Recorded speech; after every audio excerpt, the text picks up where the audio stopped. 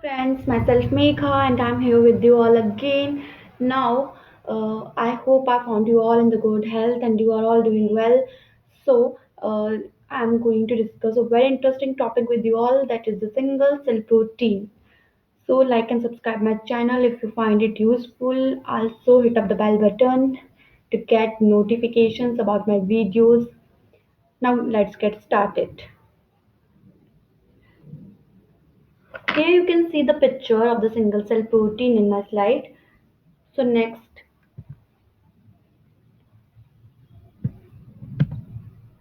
this is the content that I would follow. Now guys, single cell protein may be defined as the microbial protein which we used as food or livestock feed. In other words, dead and dry cells of microorganisms such as yeast, bacteria, fungi and algae used as food are called single cell protein. So mainly, single-cell protein refers to the crude, refined or edible protein extracted from the pure microbial culture, dead or dried cell of biomass. Now, you know that the single cell protein have the potential to be developed into a very large source of supplemental protein, which could be used in livestock feed. Why I'm saying this? This is because microbes can be used to ferment vast amount of waste material such as straws, wood processing waste, food, cannery, food processing waste, human and animal excreta, etc. So we can harvest the microbes from the fermenters and you can use them as single cell protein by converting them into the edible and crude refined protein. Actually, there are many plants that produce these capsules, and these capsules are easily available in market, even in developing country like India. One such example is the spirulina capsules of Patanjali Limited. Now next, history of single cell protein.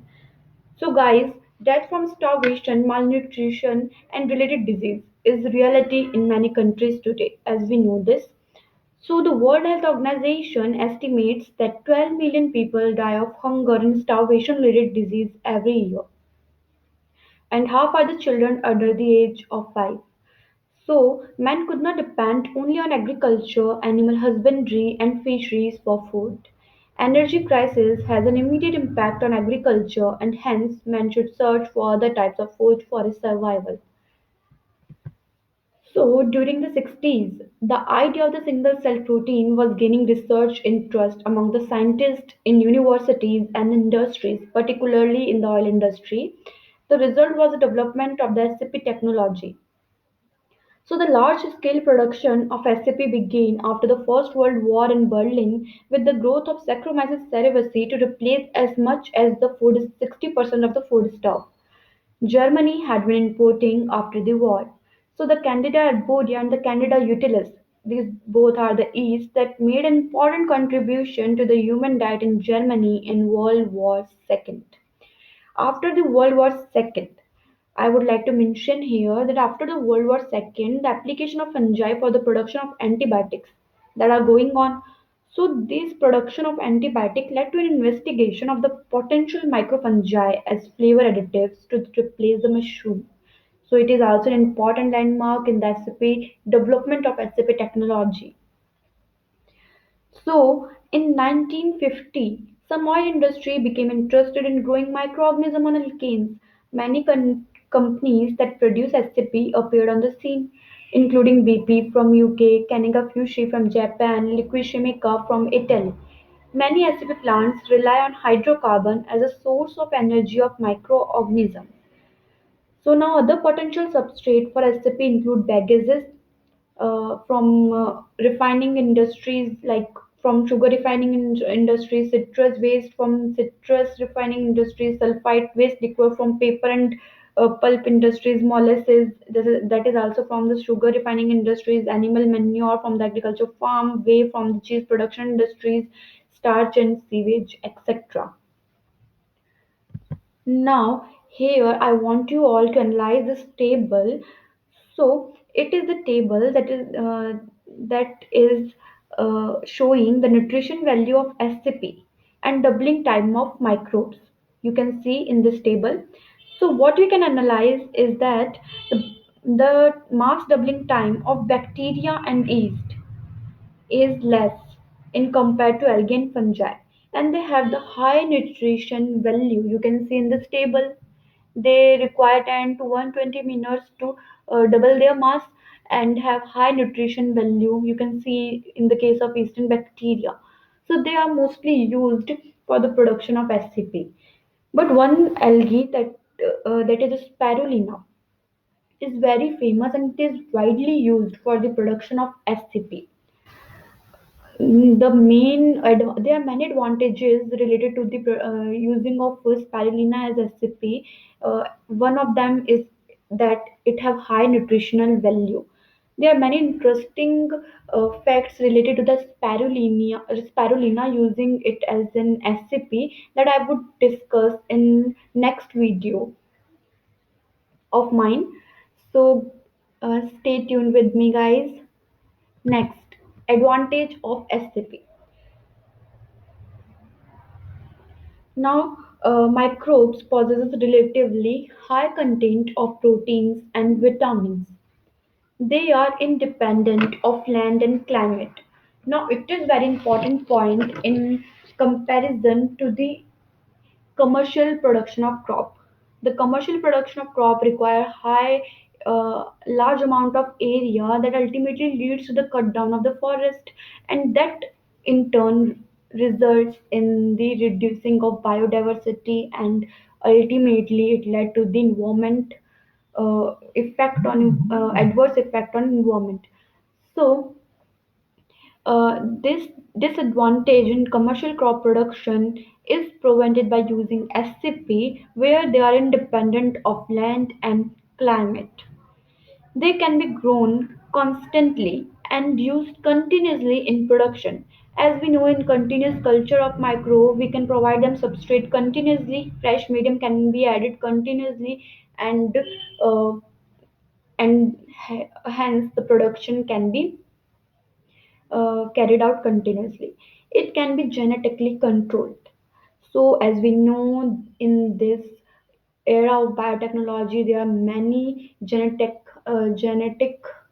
engineering techniques that can manifest the microbe with the desired genes so as to develop the product of desired characters like SCP.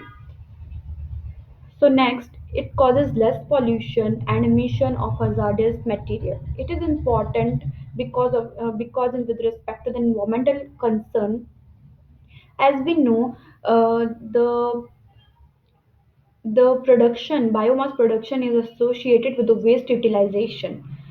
So this is also an important point, and one point is that the fertilizers and pesticides are not being used in these SCP that are being used in commercial production of crops, which ultimately lead to the soil pollution, then water pollution. So here, soil and water pollution are is prevented. Now, the drawbacks in SCP from microbes. As we know, most algae have non-digestible cell wall, which cannot be digested by mammals. Next, microbial protein has a high nucleic acid content and different profile of amino acids and vitamins, which may cause indigestion and allergies, and hence the level should be limited in the diet of the monogastric animals. Some algae may contain certain pigments that cause unacceptable coloration and disagreeable flavor. Now, next, that the presence of endotoxins of microbes may cause harmful effects. Next, steps in SCP production. So, as we know, for the single cell production, the first step is selection of suitable strain and substrate. The substrate, that is the carbon substrate, can be waste products, agriculture can be from agriculture sources, high energy sources, or from carbon dioxide. So, next, the fermentation is carried out in the fermenter. Then, harvesting of the microbes from the fermenter is carried out.